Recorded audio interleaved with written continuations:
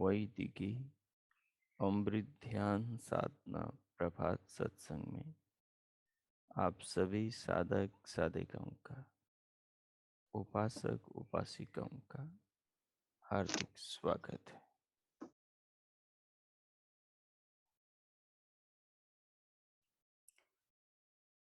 आइए पूर्व की भांति आज की ब्रह्म वेला में, आज के ब्रह्म मुहूर्त में भी हम उन महान प्रभु सच्चिदानंद परमेश्वर के गुणों का गान करते हुए, उनकी कृपाओं का अनुभव करते हुए, उनके दिए जीवन पर, शरीर पर, संसार पर विचार करते हुए भगवान की कृपाओं का साक्षात शरीर में, संसार में स्मृति के द्वारा, बुद्धि के द्वारा और साक्षात अंतकरण इंद्रियों के द्वारा अनुभव करते हुए धन्यवाद करें। भगवान के प्रति हृदय में कृतज्ञता लाएं, भगवान के प्रति हृदय के अंदर सम्मान लाएं और भगवान के प्रति हृदय में आदर का भाव लाते हुए प्रभु का धन्यवाद करें।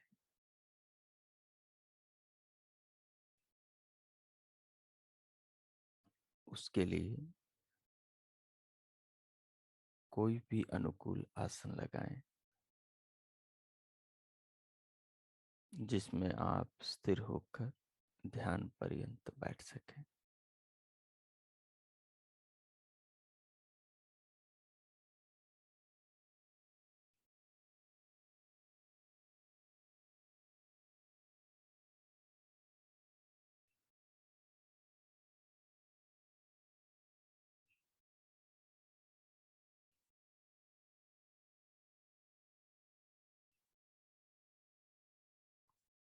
आसन लगाकर आलथी पालथी में बैठकर कमर, पीठ और गर्दन को सीधा करें। सीधा रखते हुए सहज करें। दोनों हथेलियों को गोद में रखें। नेत्रों को बंद रखें। पलकों को सहज रखें। नेत्रों पर कोई दबाव न बनाएं। सिर से पांव तक, पांव से सिर तक की पूरी देह को सहज अनुभव करें। सभी शरीर के अंग प्रत्यंगों को शिथिल करें, सहज करें,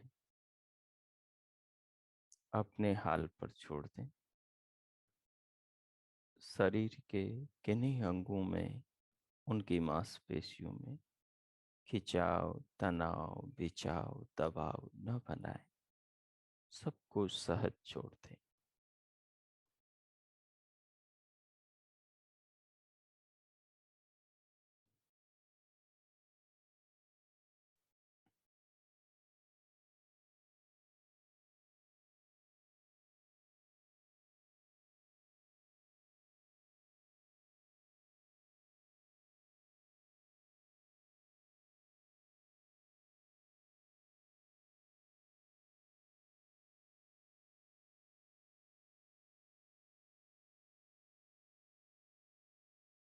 तदुपरांत बाहर से भीतर आने वाली श्वास को, बाहर से भीतर आने वाले प्राण को अनुभव करें और मन को प्राण की श्वास की अनुभूति में लगा दें। मन के माध्यम से मस्तिष्क में स्वयं बाहर से भीतर आते प्राण को अनुभव करें।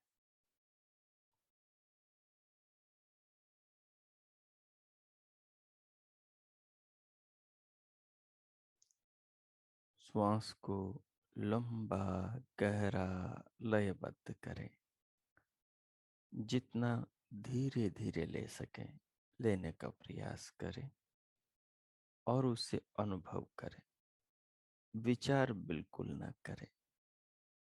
मन में भाव रखें कि ये जीवन, ये देह, ये प्राण सब परमेश्वर का दिया हुआ है।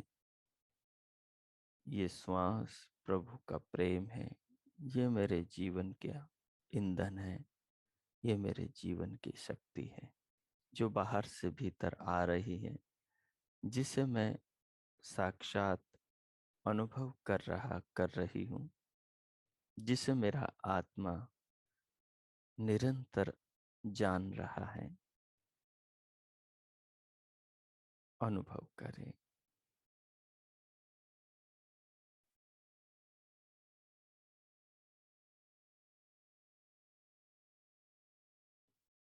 जब श्वास पूरा भर लें आप भीतर, तो तनिक उसको रोकें। श्वास को रोककर शरीर को अनुभव करें।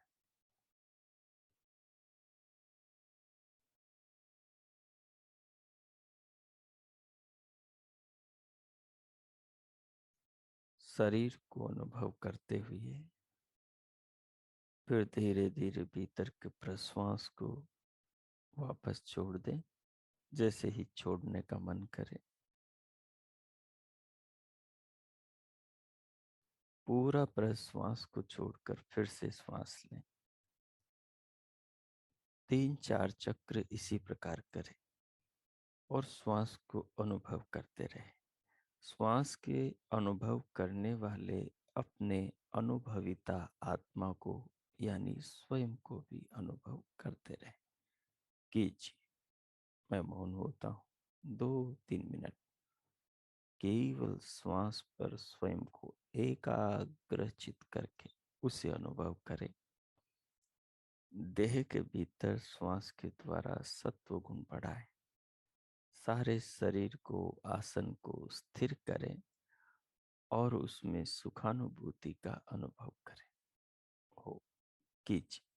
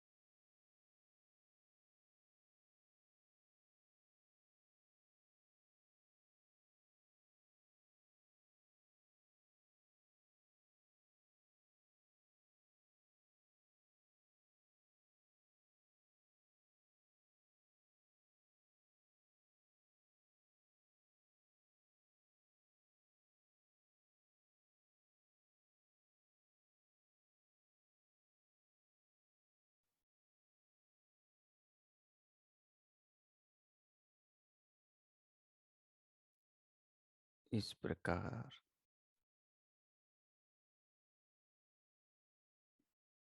बाहर से भीतर, भीतर से बाहर आते जाते श्वास प्रश्वास प्राणों को अनुभव करते हुए इनके अनुभव के साथ दोनों कानों के आकाश में मन को लगाकर दिव्य नाद को भी सुने। जिनके घर में आसपास कोई ध्वनि नहीं है, जिनका ध्यान कक्ष पूरी तरह ध्वनि रहित है, उनको दिव्यनाद धीरे धीरे तीव्र रूप में सुनाई देगा। दोनों कानों के आकाश में अर्थात कानों के अंदर मन को ले जाना है, अर्थात मन को वहां लगाना है, अर्थात दोनों कानों के अंदर ध्यान देना है। उसी में आपको भीतर से आवाज सुनाई देने लगेगी, जैसे कोई बीहड़ जंगल में आप हो या रात के कोई 12-1 बज गए हो, सब लोग सो गए हो, रास्ते खाली हो गए हो और उस सुनसान में पूरा वायुमंडल, पूरा आकाश, खालिस्तान, अंतरिक्ष गूंज उठता है एक झाई झाई की ध्वनि से। उससे ये थोड़ी अलग होती है, ये बदलती है।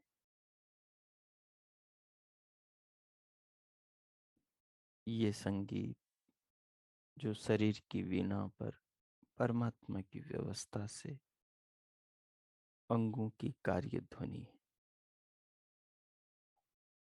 ये साधक की आत्मा को साध्य ईश्वर की ओर प्रेरित करती है, ये उसको अंतर्मुखी करती है, ये उसके शरीर में सत्व गुण को पैदा करती है और धीरे धीरे स्थूल शरीर से चेतना को सूक्ष्म शरीर की ओर खींच लाती।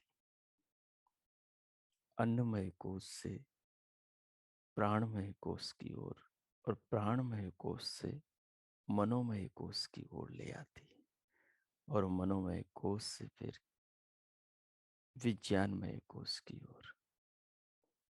अन्नमय कोश पंचभूतों का स्थूल भाग है, जिसमें तमोगुण की प्रधानता है। प्राणमय कोश वायु का प्रधान भाग है, जिसमें रजोगुण की प्रधानता है और उसके आगे मनोमय कोश, जिसमें रजोगुण और सत्वगुण की प्रधानता है, तमोगुण की न्यूनता है। तो साधक फिर धीरे धीरे आगे जाता है। आप सुनते रहें दिव्यनाद को और मेरी ध्वनि को। धीरे धीरे दिव्यनाद बदलता हुआ अनुभव होगा और शरीर में एक दिव्य अनुभव होगा। धीरे धीरे देह की अनुभूति, आसन की अनुभूति केवल आसन की आकृति में बदल जाएगी, आकृति की अनुभूति में बदल जाएगी।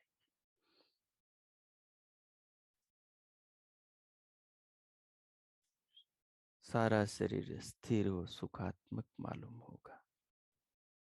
सो धीरे धीरे चेतना स्थूल शरीर से पंच भूतों से बनी देह से भीतर प्राणमय कोश की ओर चेतना को लेकर आएंगी। वैसे वैसे देह में सत्व गुण बढ़ता चला जाएगा। तो मनस तत्व के अंदर सत्व गुण और रजोगुण की प्रधानता है और जैसे ही साधक का अंतर जगत, साधक की आत्मा सत्वगुण के बढ़ने से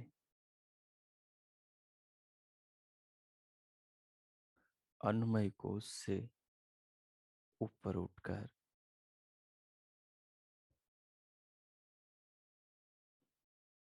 प्राणमय कोश में प्रवेश करती है, प्राणों के माध्यम से प्राणमय कोश से जुड़ती है।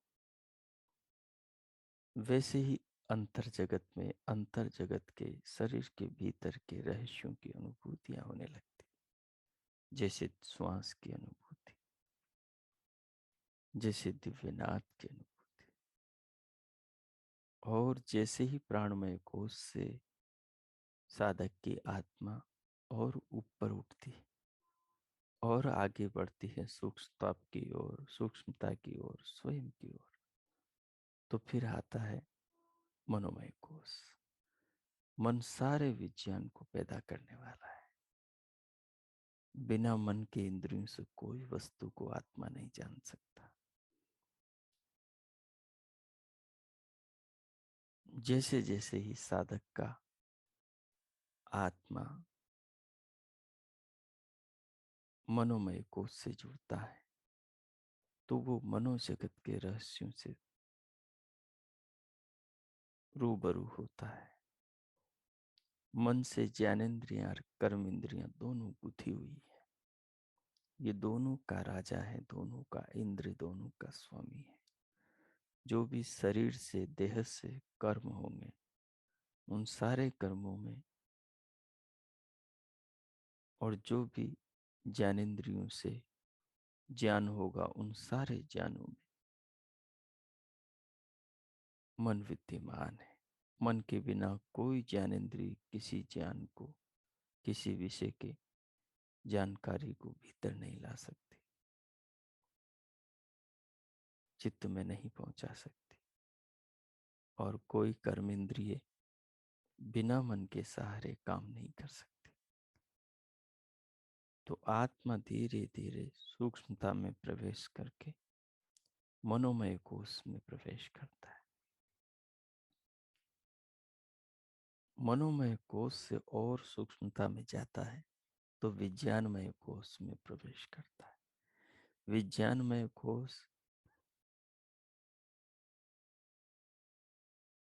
अन्नमय कोश से, प्राणमय कोश से, मनोमय कोश से अत्यधिक सूक्ष्म है। इसके अंदर चित्त है, जिसमें सारे मनुष्य के किए कर्मों के अनुभवों से बने संस्कार रहते हैं।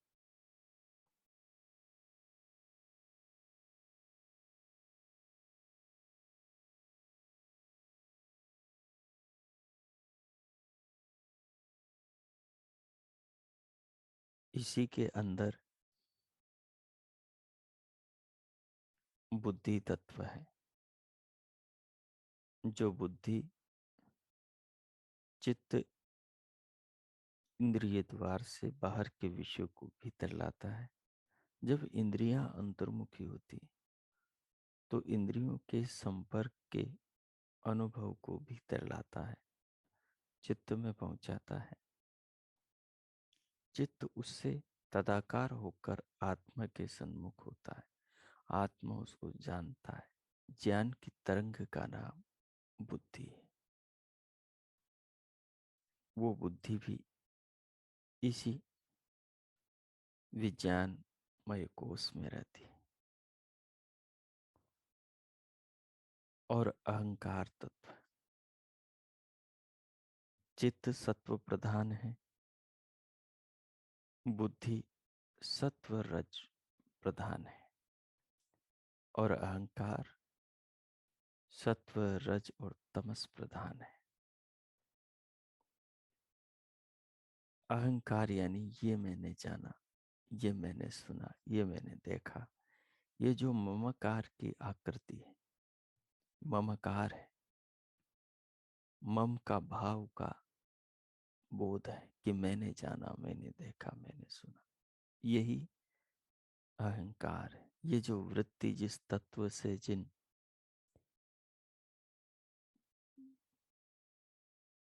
विज्ञानमय कोश के या अहंकार के पुंज से बनती है, उसी का नाम अहंकार है। ये तीनों तत्व चित्त, बुद्धि और अहंकार विज्ञानमय कोश में रहते हैं। इसी में सारे संस्कार, इसी में सारी वृत्तियां, इसी में सारे विचार चलते हैं, जिन्हें आत्मा जानता है। जब ये सारा व्यापार बंद होता है, जब वृत्ति निरोध होता है, अनावश्यक वृत्तियों का निरोध कर दिया जाता है, क्लिष्ट वृत्तियों का निरोध कर दिया जाता है, तो फिर अक्लिष्ट वृत्तियों के द्वारा वितर्क समाधि में संपूर्ण स्थूल जगत पंचभूतों को, यानी अन्नमय कोश से जुड़े संसार को, फिर उसके आगे प्राणमय कोश,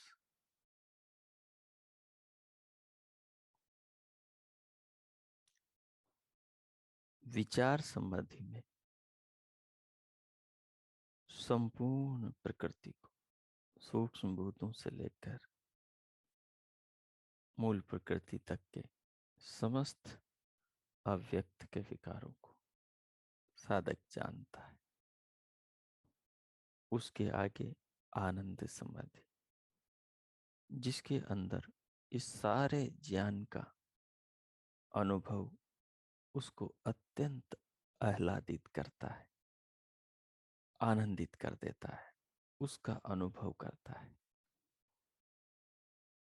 ये सब विचारों, वृत्तियों के ऊपर अधिकार करने पर प्राप्त होता है, मन पर नियंत्रण से प्राप्त होता है, एकाग्रता से प्राप्त होता है, शरीर के भीतर की बढ़ी हुई सत्व गुणता से प्राप्त होता है। और अंत में जब स्थूल जगत को, सूक्ष्म जगत को, मूल प्रकृति तक को जान लेता है, सबको जान करके इनके ज्ञान से तृप्त हो जाता है, फिर इनको जानने की इच्छा नहीं रहती, क्योंकि सब कुछ को जान चुका होता है। फिर उसके बाद में आत्म तत्व को जानता है, उसी को अस्मिता समाधि कहते हैं। ये भी बुद्धि के बल से, विचार के सहयोग से, चित्त की मदद से ही ज्ञान प्राप्त होता है। ये पांचों कोष संप्रज्ञात समाधि के अंतर्गत आते हैं, वितर्क से अस्मिता के अंतर्गत आते हैं। इनके पार की स्थिति असंप्रज्ञात समाधि। तो इस दिशा की ओर ले जाने में दिव्यनाथ साधक की मदद करता है। ये उसकी आत्मा को भीतर की ओर खींचता है, बहिर्मुखी इंद्रियों से जुड़कर विषयों की ओर दौड़ने से रोकता है, और ये अंदर का सुख अनुभव कराकर भीतर की ओर आकर्षित करता है। जो भीतर का सुख है, ये बाहर कहीं पर भी नहीं है, इसे केवल भीतर ही अनुभव किया जा सकता है।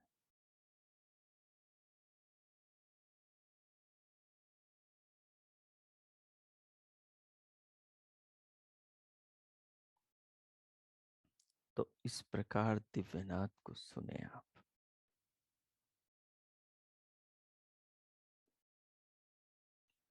प्राणों को, श्वास को अनुभव करते हुए, उसे बाहर से भीतर लेकर भीतर रोकते हुए, फिर दिव्यनाथ को सुने। दिव्यनाथ को सुनते हुए दिव्य प्रकाश को देखें प्रकृति में। दिव्य प्रकाश को देखते हुए प्रभु के निज नाम ओम का मानसिक जपना प्रारंभ करें। ये सारा जगत, ये पूरा शरीर, ये पूरा पिंड और ब्रह्मांड सब प्रभु की लीला, सब प्रभु का कार्य, सब प्रभु की व्यवस्था में चल रहा है। वे जगदाधिपति, जगदीश्वर, हम सबके पिता, माता, हम सबके जन्मदाता, शरीर दाता, शरीर के भीतर की सारी व्यवस्थाओं की धारण करता, पूरे विश्व के विधाता है। उनकी कृपाओं को और उनको अनुभव करें। उनके प्रति हृदय में कृतज्ञता लाए, श्रद्धा लाए, आप आदर लाए और भगवान का धन्यवाद करें। मन ही मन में उनके प्रति कृतज्ञता के भाव बनाए रखें और 5 मिनट तक दचित्त होकर धीरे धीरे बाहर से श्वास लेकर भीतर रोककर दिव्यनाद को सुनते, दिव्य प्रकाश को देखते और मानसिक रूप से प्रभु नाम ओम का जप जपते हुए पूरे शरीर को उसमें लीन अनुभव करते हुए प्रभु के प्रति कृतज्ञ बने रहे और अपने अनुभविता आत्मा को प्रभु के इस जीवन को, इस शरीर को, शरीर के भीतर की व्यवस्थाओं को और प्रभु नाम के मानस जप को अनुभव करता हुआ महसूस करें। अब मैं मौन होता हूँ। 5 मिनट आप ये प्रयोग करें। ओ कीजिए।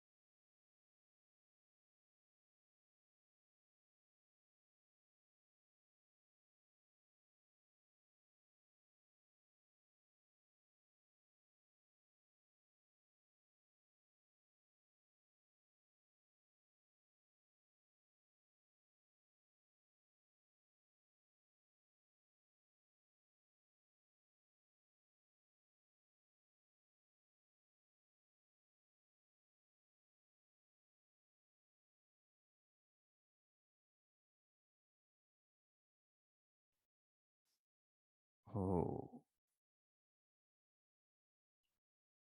हो। अब अगले 2-3 मिनट इस प्रयोग के साथ साथ चिंतन करें, अनुभवों को गौण करते, चिंतन को प्रमुख करते। अब तक अनुभूतियां प्रमुख थी, चिंतन गौण था। चिंतन के स्थान पर केवल भाव था। अब अनुभूतियों को गौण करें, भाव और चिंतन को प्रमुख करें। भाव को भीतर रखें और चिंतन करें इस बात पर कि मनुष्य जीवन कितना सार्थक है। इस जीवन में कितने अवसर हैं आत्म कल्याण के। विचार करें कि हम क्या क्या कर सकते हैं इस जीवन को पाके।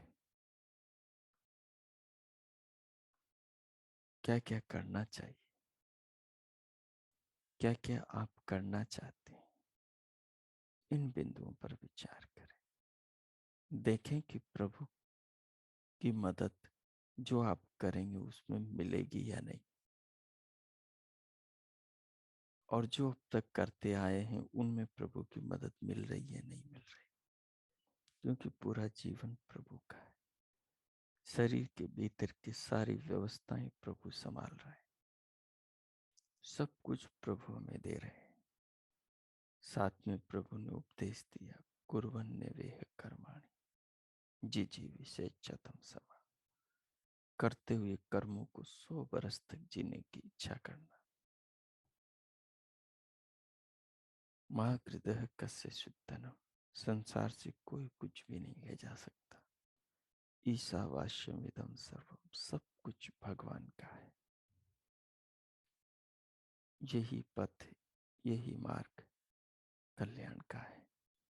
बाकी सब असूर्य नाम तेलों का अंधकारमय लोगों को, अंधकार युक्त जन्मों को देने वाला है। शरीर नश्वर है,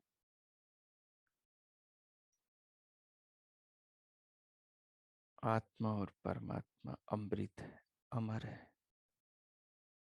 वायु की तरह परमात्मा प्राणी मात्र का अदृश्य रहते हुए जीवनाधार है। जैसे वायु ये प्राण सबके जीवन की रक्षा कर रहा है, वैसे परमात्मा अदृश्य रहते हुए सबको जीवन दे रहा है। वायुर्नीलम अमृतम मथेतम। और ये शरीर, ये संसार, लोक परलोक, ये विश्व, ये ब्रह्मांड सब परिवर्तनशील है। ये सब नाशवान है, नश्वर है। ये शरीर भी भस्म हो जाने वाला है। भस्मांतम शरीरम। क्या करें? ओम कृतोस्मर। प्रभु के कर्मों को देखें, उनके उपकारों को देखें, उनके प्रेम, उनकी करुणा, उनके स्नेह की वर्षा को, जो इस जीवन को हमें जीने में मदद कर रहे हैं।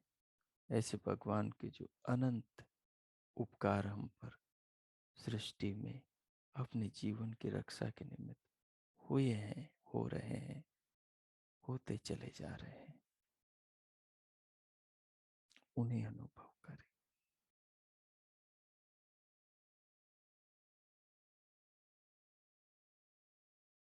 प्रभु के प्रति स्वयं को कृतज्ञ बनाए रखें। वे करुणा सागर है, वो दया सागर है, वे दयालु है।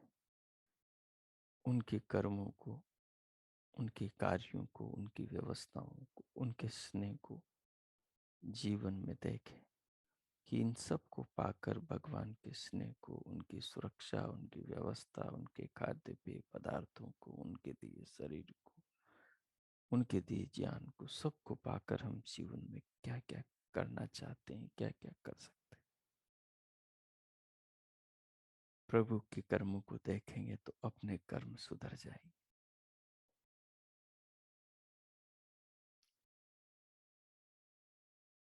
विष्णु कर्माणि पश्यत यतो व्रतानि पस्पसे इंद्रस्य युज्य सखा। उससे बढ़कर अपना कोई मित्र नहीं। उसके कर्मों को देखने से अपने कर्म भी उसकी तरफ पावन और पवित्र आत्मा का उत्थान करने वाले होंगे, जगत का कल्याण करने वाले। अपना व्यक्तिगत सामर्थ्य कुछ भी नहीं, किल्बे स्मर। हम विचार करें कि हम कितने अल्पज्य हैं, कितने असमर्थ हैं। अपनी इच्छा के अनुसार हम एक छींक को नहीं रोक सकते।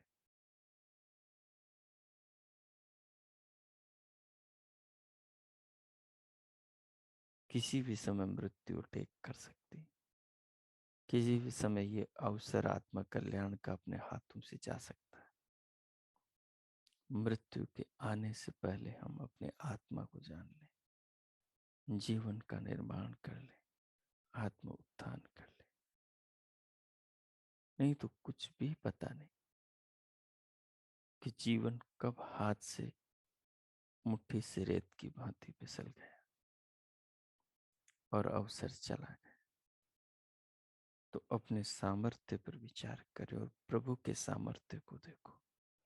सूर्य संभाल रखा है, पृथ्वी धारण कर रखी, अंतरिक्ष में निराधार पृथ्वी को उस सर्वाधार ने कैसे धारण कर रखा है। कृतम स्मर। हम अपने कर्मों पर विचार करें। हम क्या कर रहे हैं, क्या हम कर सकते हैं, क्या हमें करना चाहिए। प्रभु क्या कहते हैं, क्या चाह रखते हैं हमसे, क्या हम जीवन को सुधार रहे हैं।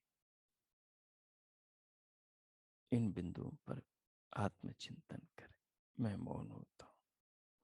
5 मिनट इन पर आप विचार करें। ओ कीजिए।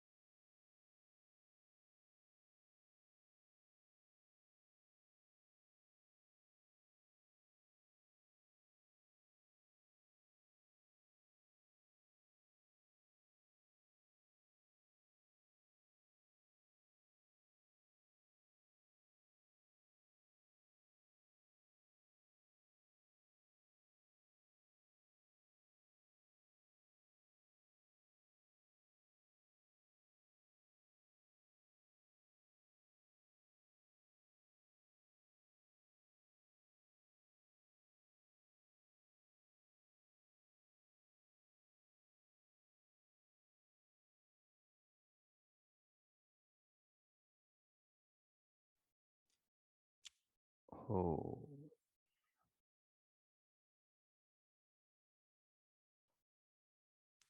हो।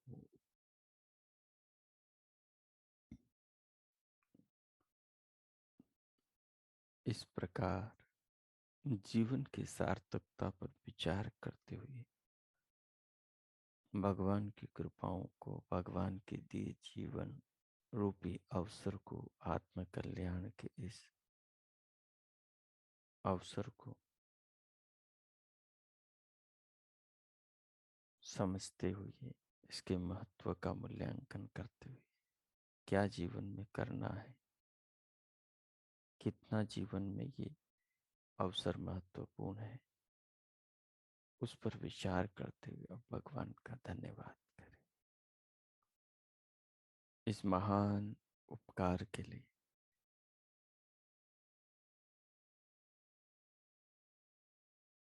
निरंतर हो रहे प्रभु के अनंत उपकारों के लिए।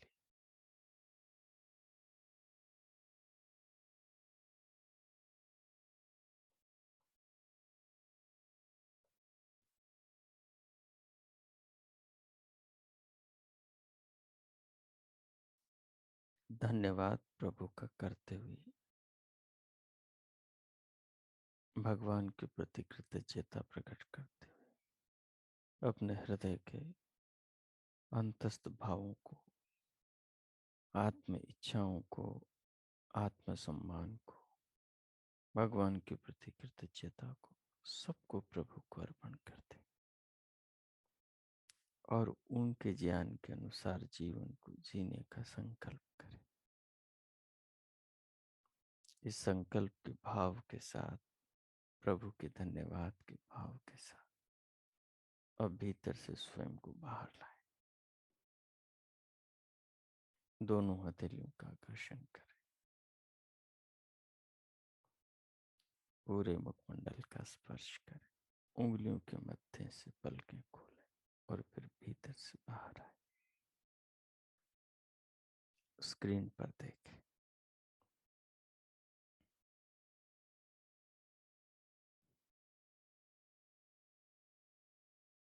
साधक जितना अपने भीतर के तत्वों से जुड़ता है, जब जब वो अंतर्मुखी होता है, तो शरीर के भीतर की जो शक्तियां हैं, वो शक्तियां उसे सहज ही आत्मा परमात्मा की ओर ले जाती है, अध्यात्म की गहराइयों में उतारती, उसे अंदर के जीवन, अंदर की प्रक्रियाओं से जोड़ने के लिए खींचती। जो मनुष्य इसे समझ पाता है, वो अपना आत्म उत्थान कर लेता है।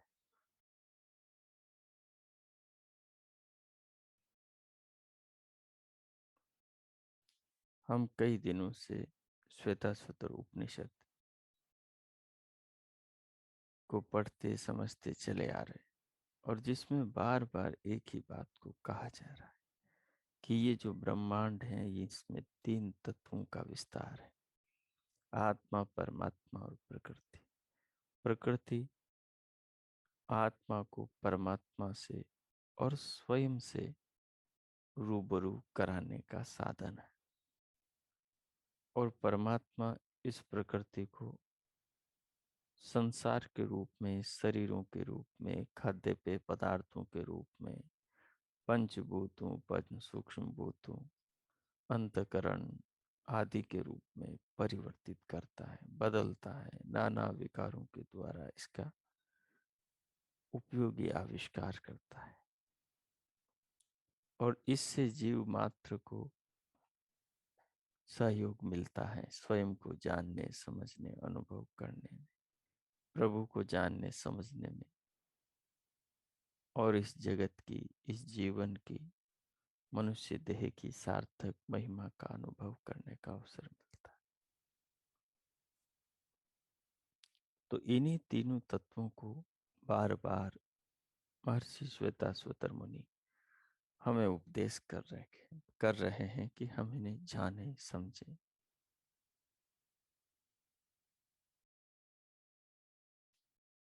हमारा कई दिनों से श्वेताश्वतर उपनिषद का प्रथम अध्याय चला आ रहा है। और उसका 8वां सूत्र, 8वां श्लोक, 2-3 बार श्लोक का उच्चारण करेंगे और फिर पाठ का विराम करेंगे। जिनके पास ये पुस्तक है वो इसके पदार्थों को पढ़ें और इन पर विचार करें। आगे हम इस पर विचार करेंगे। आप इसके पदार्थों को पढ़ें और फिर इसका भाष्य है उसको भी पढ़ लें। जिनके पास पुस्तक नहीं है वो पुस्तक मंगवा लें। संयुक्त में तत् क्षरम अक्षरम च व्यक्ता व्यक्तम भरते विश्वमीशः अनीशश्चात्मा बध्यते भोक्तृभावात् ज्ञात्वा देवं मुच्यते सर्वपाशै। संयुक्तम एतत् क्षरम अक्षरम च व्यक्त अव्यक्तम भरते विश्वमीशः अनीश च आत्मा बध्यते भोक्तृभावात् ज्ञात्वा देवं मुच्यते सर्वपाशै।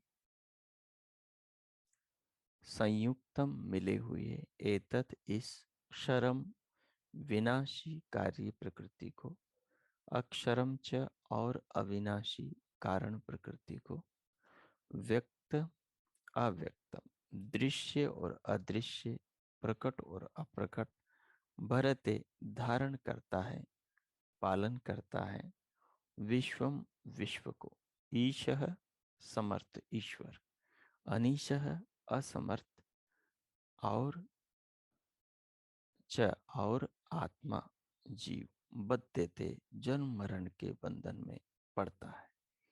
भोक्तृभावात पुण्य और पुण्य अपुण्य के फल सुख दुख का भोक्ता होने के कारण कौन जीव इस संसार रूपी बंधन में पड़ता है? अज्ञान अविद्या के कारण। ज्ञात्वा जानकर देवम देव परमात्मा को, मुच्यते छूट जाता है, सर्वपाशे सब बंधनों से। तो इन पर आप विचार करें। इन शब्दों के अर्थों को 5-10 बार पढ़ लेंगे तो वो दिमाग में बैठ जाएगा। और इसका जो ऊपर अनुवाद है 8वें श्लोक का, तो उसको भी पढ़ लें। फिर इस पर आगे हम चिंतन करेंगे।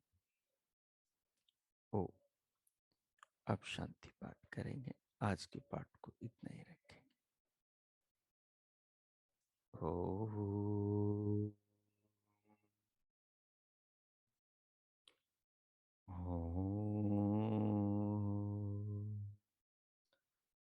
ओम शांति शांति शांति। ओम। ओम। आपका आज का सबका दिन शुभ हो, मंगलमय हो। प्रभु से सबके लिए बहुत बहुत मंगल कामनाएं, बहुत बहुत शुभकामनाएं। हम इस ज्ञान को जीवन में अपनाकर स्वयं को सुखी करें, अपने स्वजनों को, परिवार, समाज और विश्व को सुखी करें। सबके लिए शिव बने, शिवा बने, मंगलकारी बने। प्रभु से सबके लिए बहुत मंगल कामनाएं। इति ओम।